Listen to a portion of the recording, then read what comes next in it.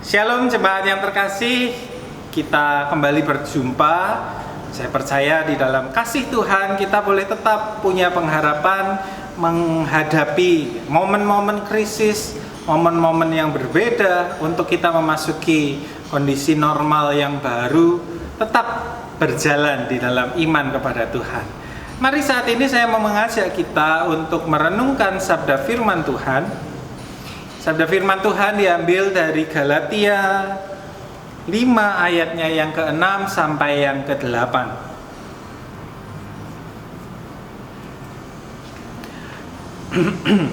Galatia 5 ayatnya yang ke-6 sampai yang ke-8. Sebab bagi orang-orang yang ada di dalam Kristus Yesus, hal bersunat atau tidak bersunat tidak mempunyai sesuatu arti. Hanya iman yang bekerja oleh kasih. Dahulu kamu berlomba dengan baik. Siapakah yang menghalang-halangi kamu sehingga kamu tidak menuruti kebenaran lagi? Ajakan untuk tidak menurutinya lagi bukan datang dari Dia yang memanggil kamu. Nah, saudara-saudaraku yang dikasihi Tuhan, ada seorang teolog yang pernah bertanya, gitu ya. Dia pernah bertanya demikian, bagi orang Kristen masih perlu nggak sih hukum seperti 10 perintah Allah misalnya, ya, dan juga mungkin berbagai hukum yang lain, ya. Nah, jawab beliau sang teolog ini adalah tidak lagi perlu. Sebagai orang-orang Kristen kita tidak lagi perlu punya hukum-hukum tersebut. Nah, saudara-saudaraku, apa yang dikatakan oleh sang teolog ini adalah sesungguhnya realita kehidupan kita sebagai orang-orang Kristen. Ya, itulah yang menjadi sukacita kita, tetapi juga sekaligus menjadi tantangan hidup bagi orang-orang Kristen. Nah, sebagaimana yang Rasul Paulus katakan bahwa bersunat atau tidak bersunat, ya, istilah bersunat dan tidak bersunat ini mewakili, merepresentasikan ketetapan hukum dan aturan-aturan. Hal-hal itu katanya tidak lagi berarti. Menjalani keimanan kita tidak lagi diikat, ketat, dan diatur oleh hukum-hukum keagamaan. Nah, tetapi disitulah tantangannya tadi, ya, bahwa berarti keimanan kita sekarang ini dorongannya haruslah dari kehendak dan kerinduan diri kita sendiri. Ya, sebelumnya mungkin kita menjalani hidup keimanan karena ada satu set aturan yang harus dipatuhi, ada satu set aturan yang harus ditaati di dalam menjalani kehidupan. Ya, tetapi sekarang pusat keimanan itu berubah dari sesuatu yang sebelumnya dari luar mengatur ke dalam. Sekarang secara internal pusatnya adalah dari dalam diri kita sendiri keluar pada tindakan, kepada karya, perbuatan hidup kita.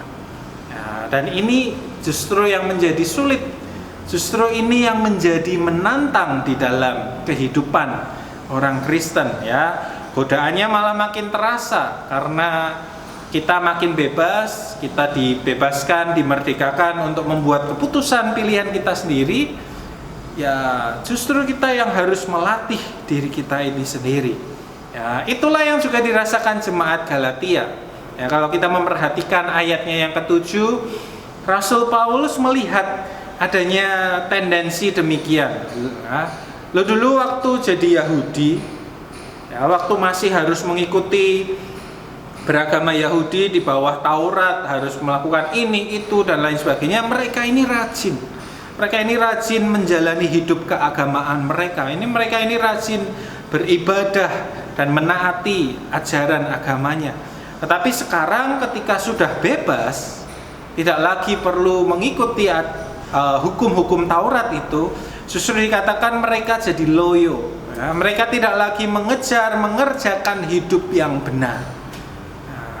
Nah, saudara-saudara, itulah yang jadi tantangan kita bersama. Tantangan dulu bagi orang Galatia, tapi juga tantangan sampai umat Kristen sekarang dan juga ke depan.